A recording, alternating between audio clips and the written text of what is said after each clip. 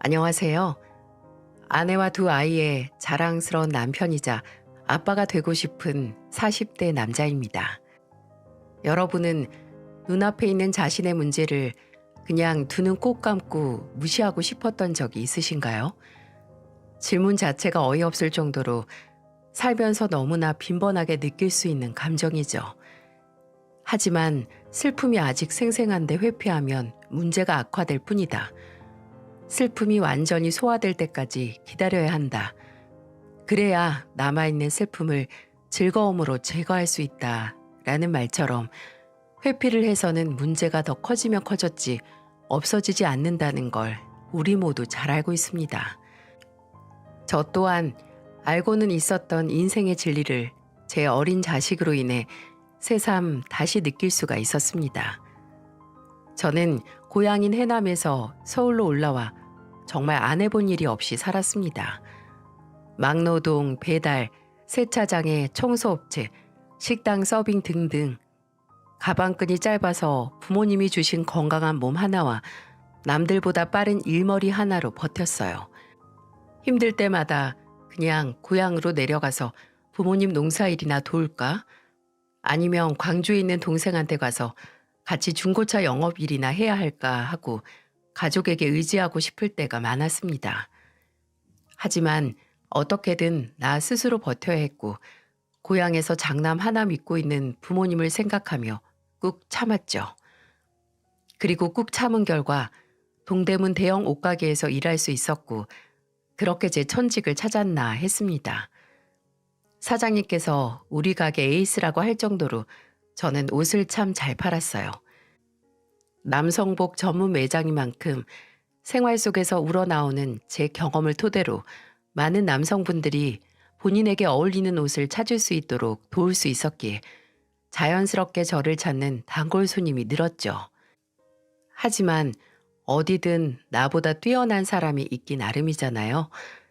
제가 일하는 매장 옆에 또 대형 옷가게가 있었는데 여기 사장님이 저희 사장님하고 좀 친하셨어요. 경쟁 매장이긴 해도 취급하는 옷 스타일이나 타겟층이 달라서 사이가 나쁠 일도 없었고요.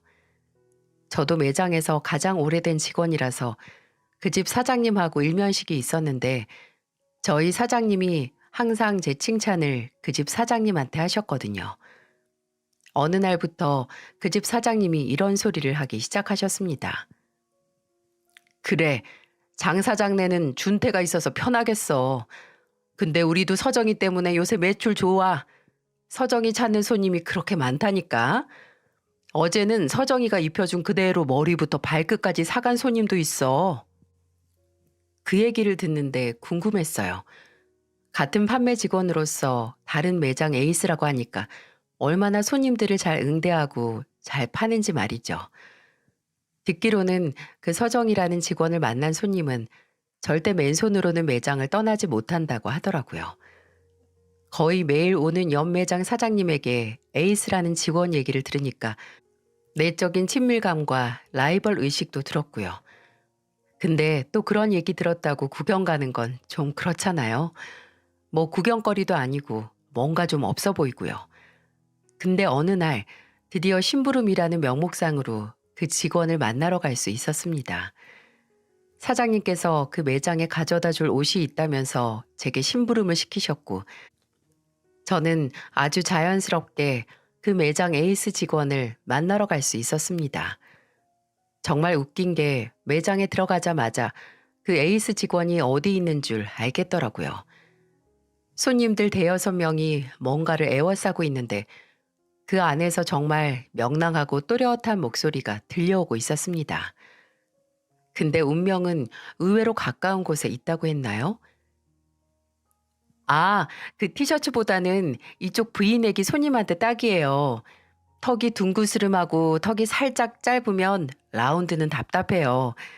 그리고 색깔을, 아유, 우리 손님은 얼굴에 붉은기보다 부드럽게 아이보리 빛이 도니까 이렇게 따뜻한 색깔이 베스트예요. 아, 여기 보세요. 이렇게 대보기만 했는데 벌써 형광등 켜지잖아요. 아유, 안 되겠는데? 아, 이거 내가 사야겠는데요? 손님한테 대보기만 했는데도 구매욕이 막 끌어오르네. 이거 손님이 안 사면 제가 사야겠어요. 손님이 이 옷 입고 우리 매장 앞에 서 있기만 해도 벌써 완판이다, 완판. 귀에 쏙쏙 박히는 음성과 뚜렷한 발음, 그리고 맛깔나는 말솜씨의 소유자가 제 아내가 되리라고 누가 상상이나 했을까요? 그게 저와 아내의 첫 만남이었습니다. 아니, 그날은 제가 일방적으로 보러 간 거고 아내는 저를 못 봤으니까 제가 아내를 처음 본 날이었죠. 저야 손님들에게 공감과 경험으로 다가가 조곤조곤한 말로 판매를 해서 저렇게까지 적극적이고 친근하게 다가가지 못했거든요. 근데 정말 몇 년지기처럼 편하게 이것저것, 심지어 정말 잘 어울리는 옷만 속속 골라 손님 앞에 대주는 걸 보니 아, 저래서 여기 사장님이 딴 가게 와서까지 칭찬을 했구나 싶더라고요. 같은 판매직에 종사하는 사람으로서의 존경심도 들었고 또 동시에 저 사람을 만나보고 싶다는 생각도 들더라고요. 그래서 그날 사장님께 부탁을 했습니다. 다음 회식 날 옆에 매장도 함께 하자고요. 사장님들이 친하기에 가능한 부탁이었죠. 그 후로 옆 매장과의 단체 회식 날 처음 아내와 안면을 트고 번호도 교환해서 종종 얼굴을 보게 됐어요. 괜히 휴식 시간에 옆에 매장에 기웃거리고 시간이 맞으면 점심을 같이 하자고 하고요. 다행히 아내도 저에 대한 첫인상이 나쁘지 않았는지 부담스러워하진 않더라고요. 같은 일을 하니 대화도 잘 통하고 할 말도 참 많았죠. 그렇게 시간을 들여 친해지다가 저희는 연인이 되었고 1년 3개월의 연애 끝에 결혼까지 하게 됐어요. 일적인 면에서 적극적이고 뭐든 열심히 하는 아내는 결혼 생활 또한 한 점의 흐트러짐 없이 뭐든 열심히 하는 사람이었어요. 특히나 제가 아내에게 감동했던 건 제 가족 일을 본인 가족 일처럼 챙긴다는 거였습니다.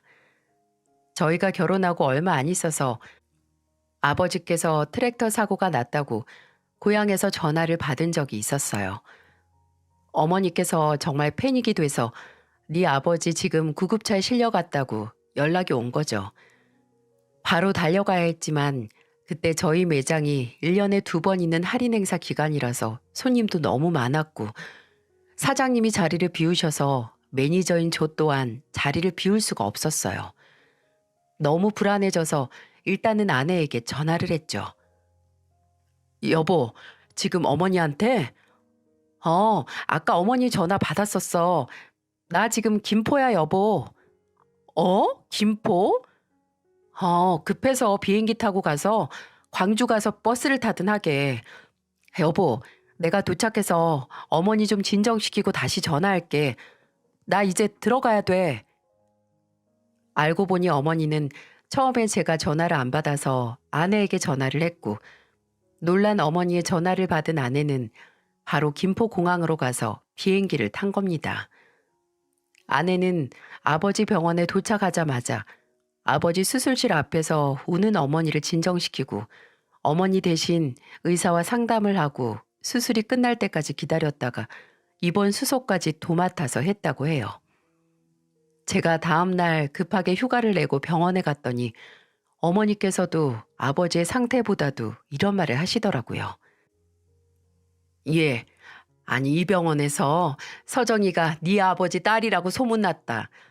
간호사 선생님들끼리도 딸이 어쩜 그렇게 아버지를 지극히 돌보냐고 너무 예쁘고 기특하다고 난리다. 그래서 내가 며느리라고 했더니 다들 놀라.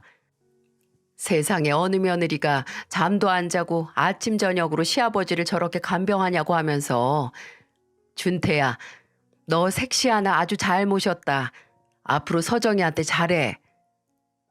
또 한 번은 제 동생이 고용 사기를 당해서 정말 어려웠을 때 제게 먼저 선뜻 지금 있는 여윳돈을 도련님에게 빌려주라고 안 받아도 되니까 일단 돕자고 얘기를 꺼내준 것도 아내였습니다. 아내는 제 동생이 그 돈을 그냥 떼어먹을 사람도 아니고 지금 가족이 안 도우면 누가 돕겠냐고 하면서 아주 적극적으로 말했죠. 솔직히 아무리 결혼으로 엮였어도 배우자의 가족들에게 무조건적으로 금전적인 도움을 주자고 말 꺼내기 쉽지가 않잖아요. 근데 아내는 제 부모님을 정말 본인의 부모님처럼, 제 동생은 정말 제 동생처럼 생각을 했습니다. 아내는 늘 바위처럼 든든한 제 버팀목이자 중심을 잡아주는 중심축 같은 사람이었죠. 아내가 그렇게 저희 가족을 소중하게 생각하니 저도 절로 처가 식구들에게 잘하고 싶었습니다.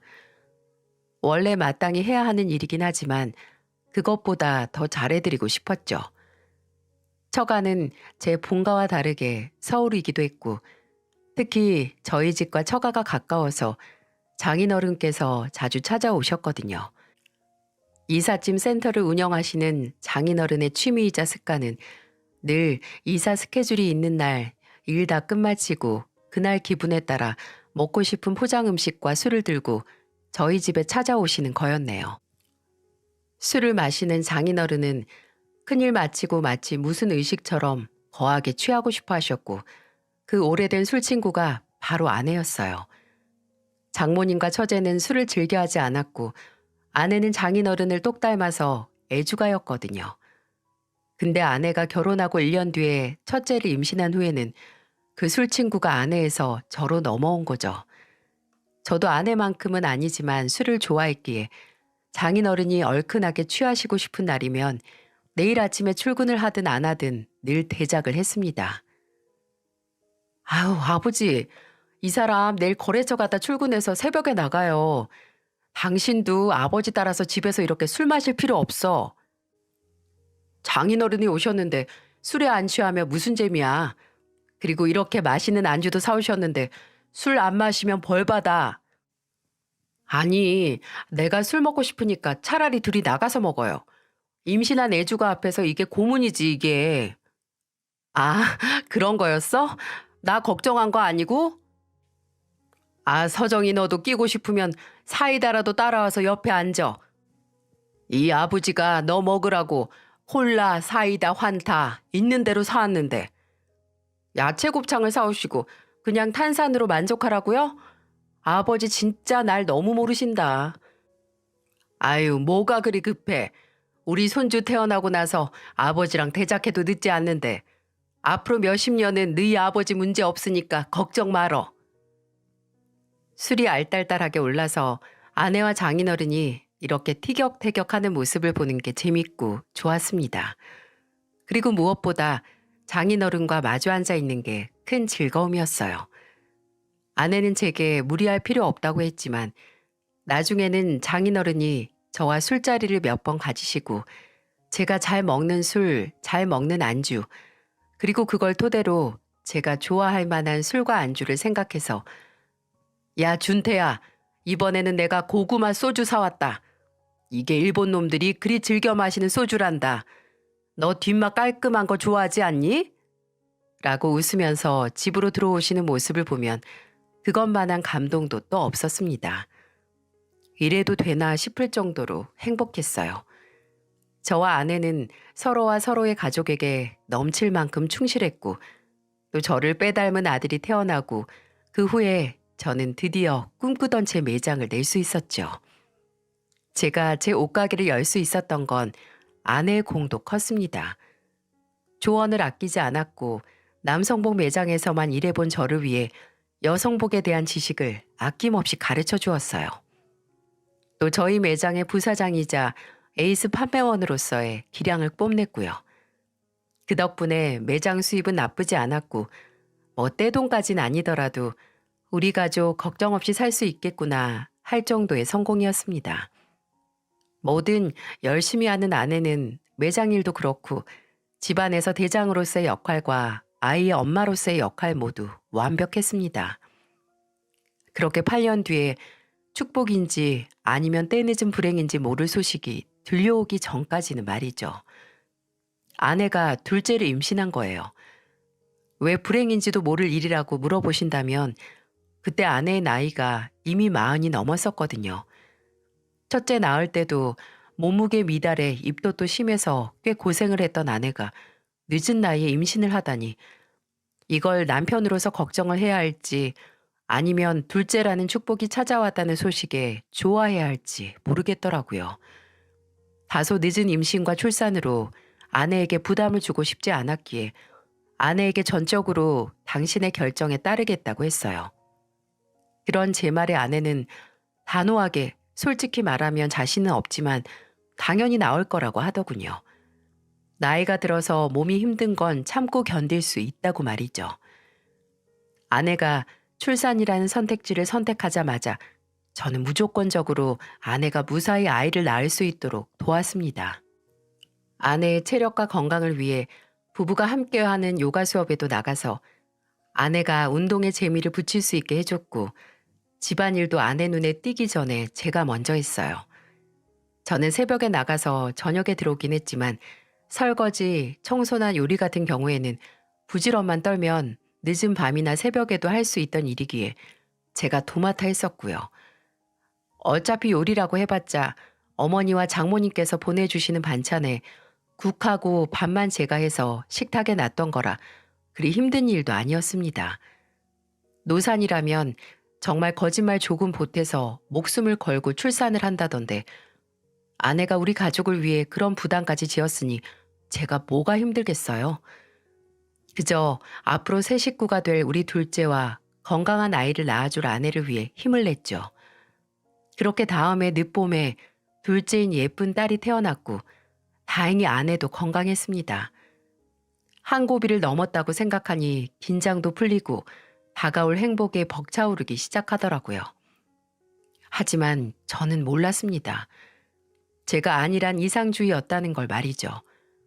둘째가 태어나고 얼마 지나지 않아서 예상치도 못한 먹구름이 저희 가족을 덮치기 시작했어요. 처음에는 아내가 좀 멍하다고 생각을 했습니다. 왜 출산하고 나면 집중력이나 기억력이 좀 흐려진다고 하잖아요. 그럴 만도 하고요. 근데 아내는 좀 둘째가 4개월 정도 됐을 때부터 제가 무슨 말만 하면 잘 듣지를 못했어요. 항상 좀 멍하고 제가 2번, 3번 아내를 불러야 그제서야 어? 나한테 뭐 말했어? 하면서 돌아보곤 했죠. 처음에는 제가 어디 아프냐고 무슨 걱정 있냐고 물어도 그냥 좀 피곤하다고 하더라고요. 그래서 아무래도 조리원에서 나온 지 반년도 안 됐고 제가 출근하면 9살 난 아들과 막 태어난 딸과 함께 더 오랜 시간을 보내야 하니 그럴 만도 하다고 생각을 했어요.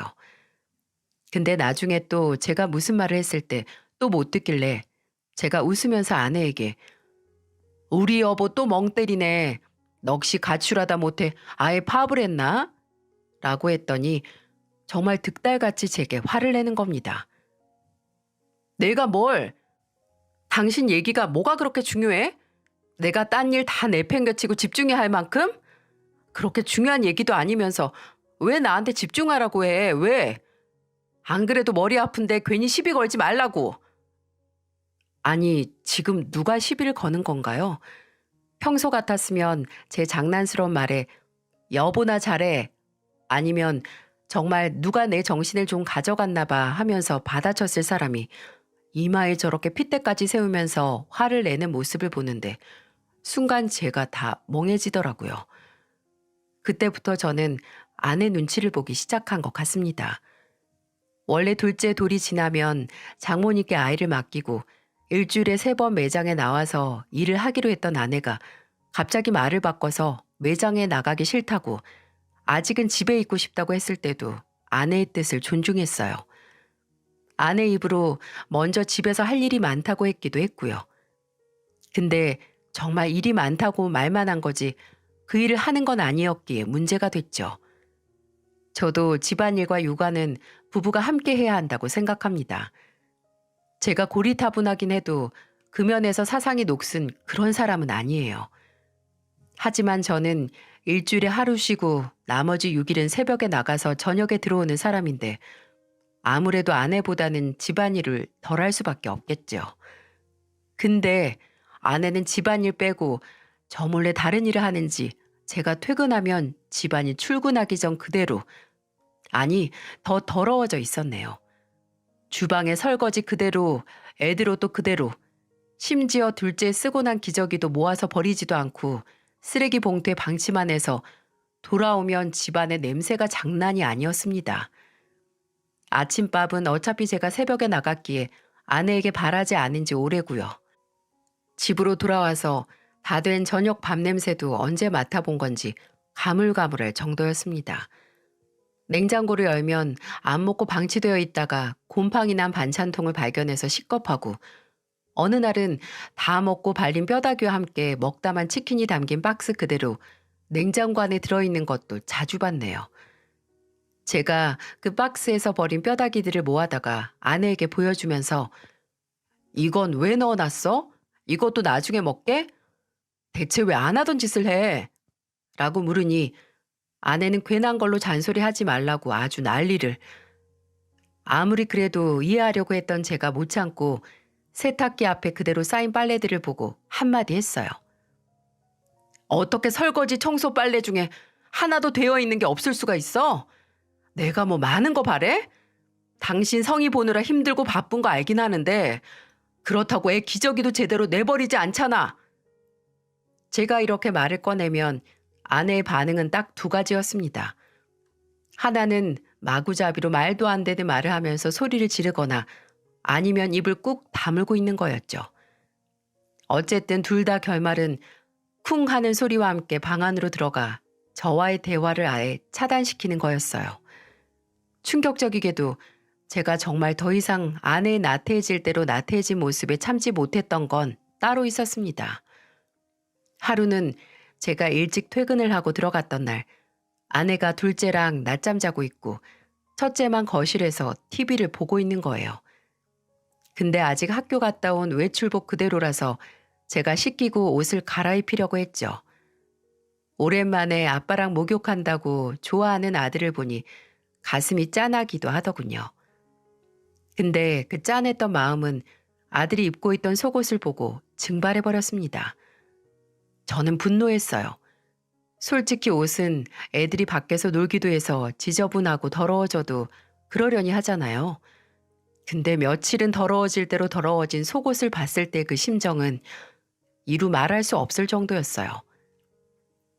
"성민아, 왜 속옷을 안 갈아입었어? 엄마랑 아빠가 속옷은 꼭 하루에 한 번 이상 씻고 나면 갈아입어야 한다고 했잖아. 팬티가 없는 걸 어떻게 해요?" "뭐? 팬티가 몇 장인데 없어?" 부끄러운 듯 얼굴을 푹 숙이고 아무 말 못하는 아들을 보고 당장 아이 방으로 가서 속옷을 넣는 서랍장을 열었습니다. 근데 정말 내복이나 반소매티 말고 팬티는 한 장도 없는 거예요. 어이가 없더군요. 텅 빈 서랍장 안을 멍하니 보다가 다용도실로 가서 빨래 바구니를 확인했어요. 근데 예상과 다르게 텅 비어 있더라고요. 세탁기 속, 건조기 속까지 확인을 했는데 아무것도 없었습니다. 그런데 그때 제 눈을 사로잡는 뭔가가 있었네요. 바로 세탁기와 벽 틈에 의도적으로 쌓아 올린 것 같은 박스들 말입니다. 그렇습니다. 누군가 그 벽 틈에 세탁을 해야 하는 옷과 속옷, 빨래 꾸러미를 잔뜩 쑤셔놓고 종이 박스를 쌓아서 감춰놓은 거예요. 며칠을 쌓아둔 건지 바로 앞에서 쿰쿰한 냄새가 나는 더러운 옷가지들 보고 제가 기함을 했습니다. 냄새 때문인지 아니면 그 모습 자체 때문인지 머리가 다 어지러울 정도였어요. 저는 아들에게 가서 물었습니다. "성민아, 이런 적 많았어? 입고 갈 속옷이나 옷 없었던 적." "괜찮아 아들, 아빠한테는 말해도 돼. 저번에 체육복이 없어서 엄마한테 말했는데 엄마가 빨래 아직 안 했다고 그냥 비슷한 색깔 잠옷 입고 가라고 했어요." 이게 믿어지시나요? 잠옷이라니. 아들의 학교에는 학교 마크가 새겨진 체육복이 따로 있거든요. 심지어 체육복이니까 3벌이나 미리 사뒀었습니다. 근데 그거 빨래하기 귀찮다고 애한테 잠옷을 입고 가라니, 아내에게 화가 나고 이 지경이 될 때까지 밖에서 일한다고 몰랐던 저 자신한테 화가 나서 미칠 노릇이었습니다. 저는 당장 자고 있는 아내를 깨워서 미친 듯이 화를 냈어요. "너 성민이 속옷이 어떤지 봤어? 며칠은 안 갈아입은 것처럼 새까만데 어떻게 이 지경이 되도록 세탁기 돌릴 생각을 안 하고 옆에 꿍쳐놓기만 해? 그럼 당신이 하든가. 당신이 와서 돌리면 되잖아. 저렇게 꿍쳐놓지만 않았어도 내가 했지. 너 정말 왜 그러냐? 내가 너한테 독박 육아를 바랬어. 뭘 바랬어? 같이 하자고 해도 너는 기본도 안 하잖아. 기본도. 무슨 말을 해도 아내에게 통하질 않았습니다. 마치 닿지 않는 울림 없는 메아리처럼 저 혼자 아내를 붙잡고 쇼를 하는 기분이었어요. 그때 처음으로 태어난 지 1년도 되지 않은 딸이 있음에도 아내와 이혼을 생각했습니다. 도통 뭐가 문제인지, 뭐가 불만이라서 이러는지 대화조차 진행되는 게 없으니 답이 나오질 않았으니 말이죠.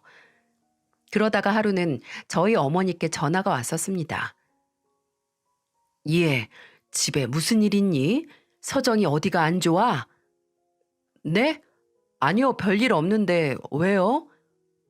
아니, 서정이가 며칠 전부터 도통 내 전화를 안 받아서 문자에 답장도 없고 저번에는 몇 통이나 전화를 했는데 휴대폰을 껐는지 신호도 안 가더라. 서정이 혹시 몸이 안 좋니? 그 당시 저와 아내 사이의 분위기가 어떤지 아내가 어떻게 변한지 모르는 어머니는 의아하셨겠죠. 하지만 거기서 집사람이 이랬고 저랬고 말할 수 없으니 그냥 적당히 얼버무렸습니다. 아무래도 집에 있어도 성의 보느라 정신이 없을 거예요. 깐난애 보는 게 얼마나 정신없는지 어머니도 잘 아시잖아요. 그렇긴 하지. 아니 그래도 안 그러던 애가 이러니까 괜히 서운하구나. 내가 배가 불러서 그런지 모르지만 아무튼 용건은 그게 아니고 너희 냉장고 좀 비웠니? 내가 반찬 보내준 지 몇 주 된 것 같은데. 반찬 새로 하셨어요? 보내주시면 저희야 좋죠. 오랜만에 엄마 반찬으로 포식하겠네. 그래, 너 좋아하는 닭발이랑 서정이 좋아하는 명란젓이랑 토화젓, 그리고 우리 성민이 좋아하는 돈가스랑 양념게장도 넉넉히 보낼 테니까 배 골치 말어. 어머니가 반찬을 보내주신다는 소식은 살림을 비공식적으로 파업을 해버려서 썰렁해진 저희 집 냉장고 사정에 단비 같은 소식이었어요. 제가 일을 하면서 조금씩은 만들어도 힘들었거든요. 그렇게 아내와 틀어진 관계도 적막한 집안 분위기도 잊을 만큼 어머니의 반찬만 기다리고 있는데 어머니 반찬이 도착하는 날 직원에게 매장 마감을 맡기고 평소보다 일찍 퇴근을 해서 집으로 돌아왔을 때 이걸 어떻게 묘사해야 할까요? 주방에서 저를 기다리는 건 어머니의 포근하고 넘치는 반찬이 아니라 온갖 반찬으로 널브러진 바닥과 쏟아진 반찬통들, 그리고 서서 씩씩거리며 부들부들 떠는 아내와 그런 아내 앞에 마치 맞서듯 서 있는 아들 손에 묻은 빨간 양념들이었습니다. 그리고 그런 아들의 발치에는 굴러다니는 반찬통들과 함께 음식물 쓰레기를 버리는 통도 함께였죠.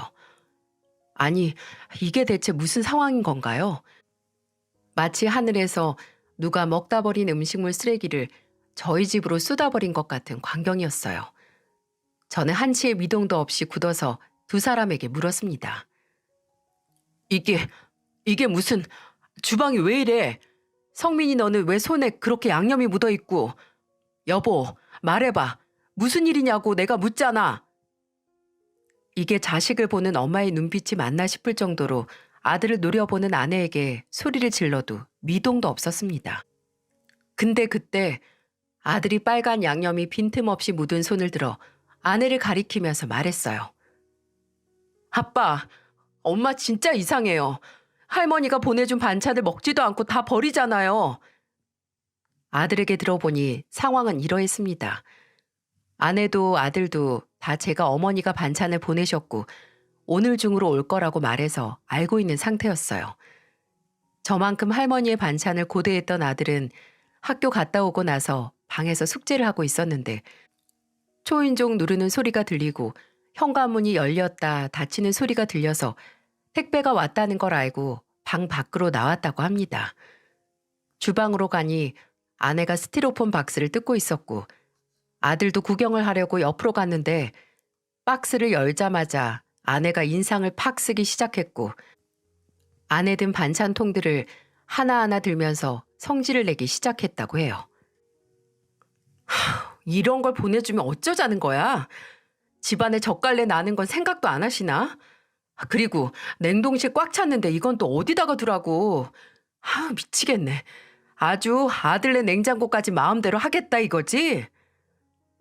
아들은 갑자기 시작된 아내의 불만 때문에 눈치를 보고 있었는데 박스에서 반찬통을 다 꺼내더니 아내가 대뜸 싱크대 쪽으로 가더니 가져온 것은 다름 아닌 음식물 쓰레기통이었던 거죠.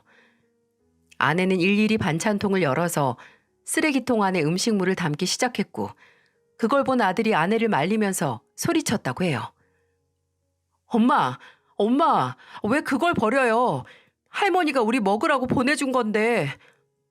너는 모르면 가만히 있어. 집에 이렇게 냄새 심한 거 있으면 온 집안에 젓갈 냄새만 나. 그리고 이거 색깔 좀 봐.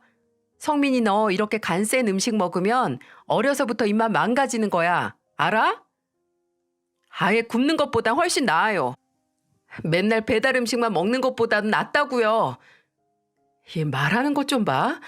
배부른 소리 하지 마. 너 아예 굶고 사는 애들이 너 보면 욕해. 밥 차려줄 수 있어도 손 놓고 자식 굶기는 부모님 봐도 욕할걸요? 그리고 이어 아들은 말도 안 되는 돌발 행동을 했다고 해요.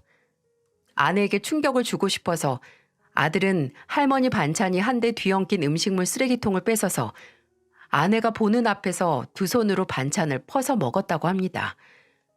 아내는 기함을 했고 소리를 지르면서 아들에게서 쓰레기통을 도로 가져오려고 했지만 아들은 아예 반찬들을 다 꺼내서 빈 반찬통 안에 넣으려고 했고요. 성민이 너 왜 이래? 더럽게 이게 뭐 하는 짓이야? 학교에서 선생님이 사람이 불만이 있을 때 그걸 바꾸려고 하는 게 시위래요, 시위. 엄마가 아빠랑 나랑 성이 모른 척하고 아무것도 안 하고 맨날 잠만 자는 것도 시위예요? 나 이제 더러운 옷 입고 학교 가기 싫고 맨날 배달 음식이나 라면만 먹기도 싫어요. 나도 시위할 거예요. 엄마가 예전 모습으로 돌아올 때까지 시위할 거라고요. 아들에게 이 얘기를 듣는데 참, 저때 9살이랑 요즘 9살이랑 달라도 너무 다르더라고요. 저 때는 그저 부모님 말이면 혼날까봐 반항도 못했는데 아들은 이제 가족들을 나 몰라라 하고 바뀐 아내에게 시위를 하겠다고 선언을 하다니. 하지만 그만큼 아들도 저만큼 아내에게 쌓인 게 많았다는 생각이 들어서 아빠로서 통탄스럽기 그지없었습니다. 그렇게 아내와 아들이 대치 중인 난장판의 상황에서 제가 집에 왔다는 거죠. 저게 진짜야? 어머니가 보내준 반찬을 정말 뚜껑 열자마자 버렸냐고? 냄새가 나는데 그럼 어떡해? 간만 세고 맛대가리 하나 없는 걸 왜 내 집 냉장고에 둬야 하냐고. 반찬 냄새 나는 건 거슬리고 네 자식이 안 씻고 입을 옷이나 속옷 없어서 매일 입었던 거 입어서 나는 냄새는 거슬리지 않나 봐? 도대체 네 문제가 뭐야? 물어봐도 대답도 안 하고 가족으로서 아내로서 엄마로서 아무것도 안 하고 손 놓고 있는 거. 이거 직무유기라고 생각한 적 없어? 아니 집안일이 하기 싫으면 가만히나 있던가. 왜 우리 어머니가 보내준 반찬까지 무슨 심보로 버리냐고 네가. 됐다. 너랑 더 무슨 말을 하겠어? 이럴 거면 그냥 나가. 나가서 너 하고 싶은 대로 하면서 살아. 애들도 나도 없는 곳에서. 그날 결혼하고 나서 처음으로 가장 심하게 아내와 싸웠습니다. 저희는 서로에게 상처가 되는 말을 많이도 내뱉었죠.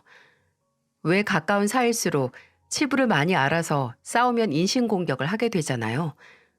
끝내 아내는 입을 다물었고 저도 지쳐버렸습니다. 일단 반찬으로 더러워진 아들을 씻기고 주방을 치웠어요. 그리고 아들에게는 미안하다고 사과를 했습니다. 아빠가 엄마를 설득 못해서 미안하다고 말이죠. 그랬더니 아들은 제게 이렇게 말하더군요. 걱정 마세요, 아빠. 다 괜찮을 거예요. 아들은 아까 잔뜩 화가 나서 제게 설명하던 모습과는 다르게 굉장히 차분해 보이는 모습으로 저를 위로했어요. 저는 그런 아들을 꼭 껴안아주고 내일이 되면 아들은 학교에 다녀오고 저는 퇴근을 하고 나서 가족들끼리 개인적으로 머릿속도 정리를 하고 차분하게 대화를 해야겠다고 생각을 했습니다. 하지만 아들은 그때까지 기다릴 수 없었던 모양이었어요. 저는 여느 때와 같이 다음날 새벽에 일찍 출근을 해서 다른 가족들은 다 자고 있었어요. 하루 종일 거래처 들리고 물류로 들어온 옷 박스를 정리하고 손님들 응대를 하면서도 계속 집에 가서 무슨 이야기부터 꺼낼지, 아내와는 무슨 얘기를 할 거며 그걸 아들에게 어떻게 설명을 해줘야 할지 고민했습니다. 그렇게 밤 7시가 되어갈 때쯤 아내에게서 전화가 왔어요. 사이가 안 좋아지고 나서는 절대로 먼저 연락을 안 하던 아내가 무슨 바람으로 전화를 했나 싶어서 받았죠. 그런데 수화기 넘어 흐느끼며 말하는 아내의 목소리를 듣고 심장이 내려앉을 뻔했습니다. 여보, 어떡해? 성민이가 집에 안 와. 뭐? 성민이가 집에 안 오다니? 어디 갔는데? 언제 나갔는데? 아까 4시 넘어서 나갔는데 아직도 집에 안 와. 어떡해, 여보? 어떡해? 학교에 남아서 애들하고 노느라 안 오는 거 아니야?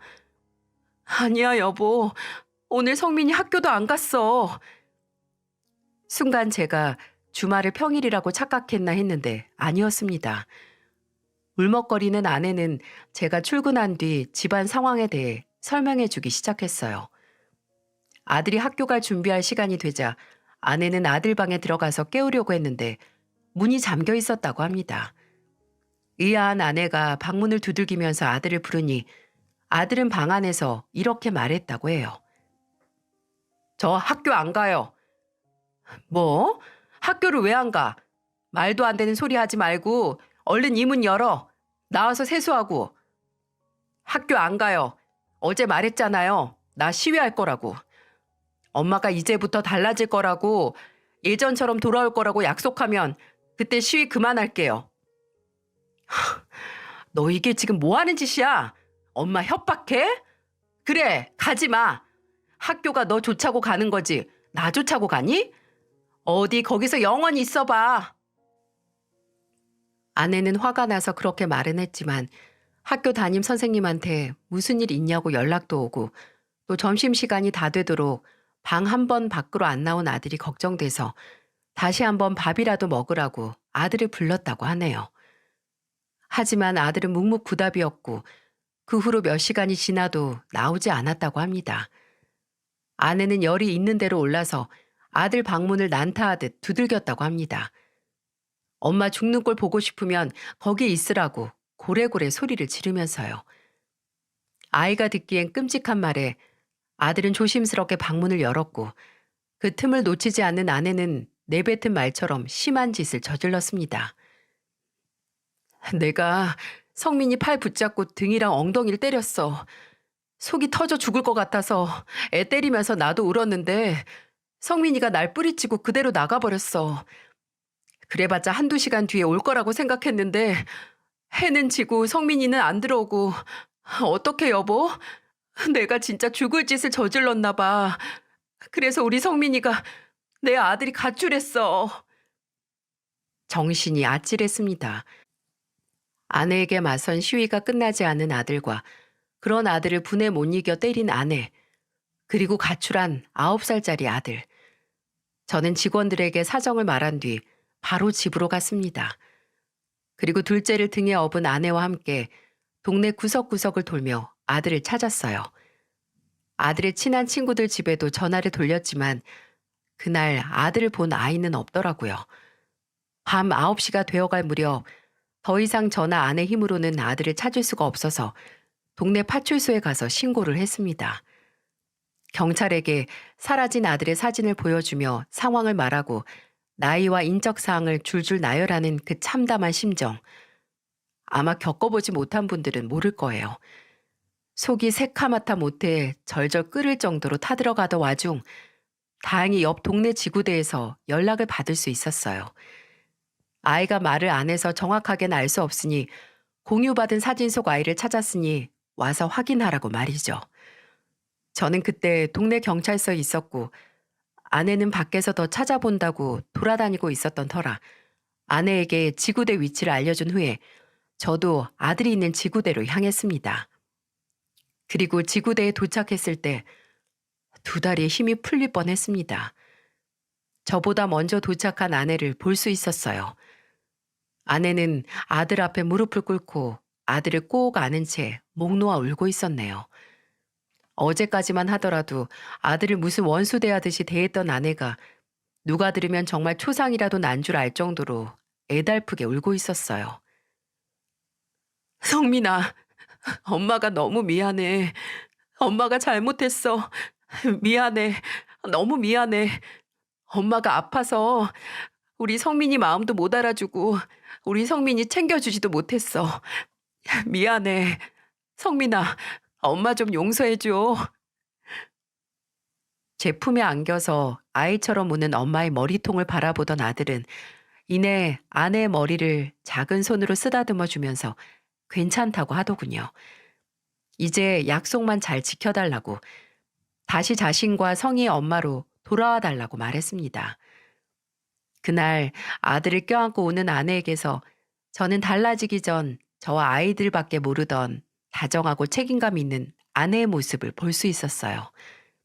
하마터면 아들을 잃을 뻔했다는 사실에 아내는 충격을 받았는지 그날 밤에 집에 돌아와서 드디어 제게 도움을 요청했습니다. 나 사실 너무 아팠어. 몸도 아프고 머리도 마음도 정신도 다. 내가 쓸모없는 사람인 것 같고 당신도 애들도 날 안 좋아하고 거부하는 것 같고 나도 알아. 내가 너무했다는 거. 정말 애들 엄마도 아닌 짓 했다는 거. 근데 정말 그걸 인정할 힘도 없었어. 미안해 여보. 지금까지 아무 말도 안 해서. 나 정말 도움이 필요해. 뭐든 다 할 테니까 이 무기력함에서 벗어나고 싶어. 하루 종일 아침에 눈을 뜨고 밤에 눈 감을 때까지 미지근한 물속에 갇혀서 숨도 못 쉬면서 걷는 기분이야. 저는 그렇게 고백하는 아내를 데리고 정신과를 찾아갔습니다. 그리고 저 또한 인정하고 싶지 않았던 진실과 마주하게 됐죠. 아내는 산후 우울증, 그것도 중증 산후 우울증 진단을 받았습니다. 의사는 저를 질책하면서 말했어요. 왜 보호자가 더 빨리 데려오지 않았나? 우울증은 심각할 경우 주위 사람에게 스스로 도움도 못 구하기 때문에 가장 가까운 사람의 관심이 필요하다고 말이죠. 그때 저는 제 무능함과 무지를 깨달았네요. 아니 어쩌면 아내가 우울증이라는 정신병에 걸렸다는 사실을 회피했을 수도 있었겠다라는 생각에 아내와 또 아이들에게 미안해졌죠. 산후 우울증이 심각하면 엄마가 아이들을 해하고 본인 또한 극단적인 선택까지 할 수 있다는 걸 알고 계셨나요? 그저 출산 후 잠깐 스쳐 지나가는 게 아니라 심각하면 반년도, 사람에 따라서는 1년까지 지속될 수 있다고 하네요. 우울증이라는 게 그냥 정신만 망가지는 게 아니라 그 망가진 정신으로 인해 서서히 스스로를 죽음으로 이르게 하는 거죠. 아내는 적극적인 치료에 들어갔습니다. 항우울제도 처방받고 상담도 받았어요. 주치의와의 상담도 상담이지만 저와 함께 들어가서 받는 부부 상담도 받게 됐습니다. 생각해보니 저는 아내에게 문제가 생겼을 때 아내 상황을 먼저 알아보고 공감을 해주는 것보다 대체 왜 그러는 건지 말하라고 닥달만 했더라고요. 반성을 참 많이 했습니다. 제가 결혼 생활에 대해 너무 단순하게 생각했던 거죠. 해결하겠다는 목적에만 치우쳐서 원인이 뭔지 그리고 그걸 어떤 방법으로 해결할지 생각은 안 하고 만약 해결이 안 되면 헤어지는 것밖에 방법이 없다고 저 스스로 결론을 내려버린 겁니다. 저희는 주치의 앞에서 많은 대화를 나눴어요. 아내는 제가 모르는 곳에서 혼자 외롭고 공허해했습니다. 몸도 마음도 예전처럼 열정이 넘치지 않아서 한 명의 인간으로서 가치가 없다고 생각을 했지만 자존심 때문에 또 부끄러워서 제게 말은 못했고요. 나도 금방 괜찮아질 줄 알았어. 근데 아니더라. 오히려 심해지면 심해졌지 덜해지지 않았어. 만약 내가 아내로서 엄마로서 예전 같지 않고 완벽하지 않으면 당신하고 애들이 날 버릴 것만 같고 그럼 혼자 남을까 봐 매일 불안하고 그래서 더 예민해지고 버림받을 바엔 차라리 내가 먼저 떠나버리고도 싶었어. 다행히 아내는 약 복용과 상담으로 점점 나아졌어요. 왜 병은 그 병이 있음을 인정했을 때 비로소 낫기 시작한다고 하잖아요. 아내는 내게 병이 있고 도움이 필요하다는 인정과 동시에 가족들의 보살핌 속에서 예전에 그 적극적이고 또렷했던 모습을 찾아갔습니다. 특히 아내와 문제가 많았던 아들은 일주일에 한 번 둘만의 시간을 보내면서 그 전에 쌓인 안 좋은 감정들을 해소하고 있어요. 아들은 엄마에게 가족의 도움이 필요한 걸 알았고, 아내는 아들에게 사과하는 걸 부끄럽게 여기지 않았습니다. 일주일에 한 번씩은 둘이 놀이동산이나 박물관, 체험센터 같은 곳에 가서 나중에 또 이런 일이 생긴다면 되새길 만한 추억을 쌓아가는 중이랍니다. 종종 아내가 이전에 가족들에게 막대했던 그 안 좋은 기억 때문에 괴로워하기도 하지만 그때마다 저는 아내에게 이렇게 말하고 있어요. 그때 모습은 당신 아니야. 그리고 당신은 너무 아팠고 도움이 필요했는데 그걸 알지 못했던 내 책임도 있어. 앞으로 이런 일이 없도록 노력하고 또 애들에게 상처 준 만큼 보답하자. 부모도 부모 노릇이 처음이잖아. 애들한테 실수를 했으면 부모라고 모른 척 하지 말고 사과하고 용서받고 나아지면 되는 거야. 솔직히 말하자면 이곳에 사연을 보내기 전에 참 많은 고민을 했습니다. 저도 아내도 여러분께 욕을 많이 먹을 거라는 걸 말이죠. 특히 아내의 병을 몰랐던 제가 욕을 100번 먹어도 모자랄 것 같네요. 하지만 꼭 제 사연을 통해서 여러분께 말하고 싶은 게 있기 때문에 이렇게 용기를 내서 보냈어요. 주치의 선생님과 상담 중에 선생님이 그러시더라고요. 생각보다 많은 가족들이 문제가 생겨도 그걸 축소하고 모른 척하고 덮어두고 간다고요. 가족이라는 특수성 때문에 사소하게 발생하는 다툼도 그냥 당연한 거라 치부하기 때문에 이미 생긴 상처가 골마가는 고통을 느끼지 못한다는 겁니다. 그 상처는 나중에 더 큰 문제로 발현이 되거나 아니면 평생 지고 가야 할 고질적인 문제로 고착된다고요. 특히 문제의 원인이 제 아내처럼 본인의 문제를 인정도 도움을 요청할 수도 없는 사람에게 있다면 가족들의 각별한 관심과 대처가 필요하다고 말입니다. 저는 부디 여러분의 가정에는 이런 일이 없으면 합니다. 일어난 문제를 그저 사소한 말다툼, 말보탬을 피곤해지니 눈 감고 지나갈 일이라고 치부하다간 정말 나중에 후회할 일이 생길지도 모르니까요. 물론 내 가족에게 다름 아닌 우울증이 있다는 걸 인정하는 건 쉽지 않을 일입니다. 가족인 내게도 문제가 있고 곁에 있던 내가 부족했기에 내 가족에게 우울증이 생겼다는 생각이 들거든요. 구더기 무서워서 장 못 담근다. 긁어부스럼이라는 말이 있죠. 제발 단 한 번의 문제라도 그냥 지나치지 말고 가족들끼리 속을 터놓고 대화를 하셨으면 합니다. 솔직히 그런 대화를 내 가족이 아니면 누구하고 하겠어요? 도움을 요청하지도 못할 수준에 다다르기 전에 사소한 문제라도 가족들과 그 얘기를 당연하게 오픈하고 대화를 나누는 그런 분위기를 형성해 나간다면 아마 나중에 돌이키지 못할 수준의 사고는 피할 수 있지 않을까 합니다. 저희 가족과 비슷한 경험을 겪으시거나 아니면 그 길을 걷고 있는 가족이 있다면 용기를 내시길 바랍니다. 생각보다 가족의 사랑이라는 건 더 큰 힘을 가지고 있고 대화는 생각지도 못한 문제를 해결할 수 있는 정답을 알려주기도 하니까 말이죠. 부디 여러분의 가정에는 먹구름이 들이우지 않고 만약 들이운다고 해도 저희 가족처럼 끝내 구름을 거치고 햇볕이 다시 찾아오기만을 바랍니다. 감사합니다.